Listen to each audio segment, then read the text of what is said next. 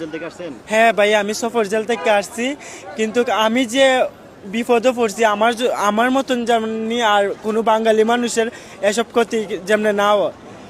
কিন্তু কোন কোন জায়গা থেকে আসছেন? রিয়াদ বাতা ছিলাম। রিয়াদ থেকে আসছেন? জি। আপনারা এক ফ্লাইটে কতজন আসছেন? এক ফ্লাইটে প্রায় 300 জন হইব। 300 জন আসছেন? জি। কতদিন ছিলেন? 1 মাস 4 দিন হইছে। 1 মাস 60 দিন। জি। আপনি সৌদি আরব গেছেন কতদিন হয়েছে? গেছি 7 বছর হইছে, কিন্তু আমার আকামা আছে, আকামা আরো 7 মাসের ডেট আছে। আমার মেয়াদ আছে? 7 মাসের ডেট আছে। তারপরেও হ্যাঁ। সফর জেল দিল? জি। এই দোষটা কি দিল? আমার দোষ কিচ্ছু না, কিন্তু আমি তারাবির নামাজ পড়ে আমি বাকালাত গেছি একটু সদাই কিনবা কি পর্যায়ে কয় জি বাকামা, আমি কয় এস মুশকিল আকামা মজুদ আল্লাহ খাল্লি বললে কামা থাল চেহারা, মানে কইতেছে কয় তোর আকামা কামা কোনো সমস্যা নেই, তুই চাল তাড়াতাড়ি গাড়ি তুট। আমি কয় আমার কোনো অফারাত আছে? অফারাত না, কুল্লু নফর সফর বাংলাদেশ। কয়দিন ধরে উপবাস আছেন আপনি বললেন?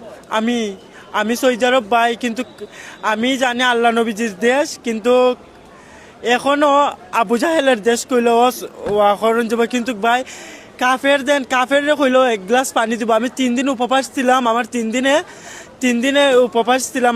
আমি বলতেছে কি মুদির ময়া কইতেছে ভাই আমার একটু পানি দেন।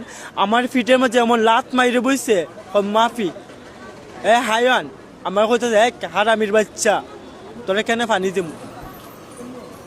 সৌদি আরব একটা আরবি রাষ্ট্র হই এইরকম হইব আমি জীবনে স্বপ্ন কল্পনা করছি না ভাই, কিন্তু আমার মতন যেন আর কেউ বিপদে না পড়ে। দেখেন আমার অবস্থা ভাইয়া, আমার সেরা, কিন্তু 1 মাস 4 দিনে আমি কোনোদিন চাল খাইছি না। আমি একটু লুটি আর পানি খাইয়া আমার জীবনটা একটুখান বাঁচাই রাখছি। আমি এরকম ছিলাম না। এখন তো দেশ যায় আমার বাবা মা না জানে আমার যে কেমনটা অনেক হার্ট অ্যাটাক করবো, আজ পর্যন্ত আমার বাড়িতে আমি ফোন দিছি না, কইছি না আমি ধরা খাইছি, বুঝছেন।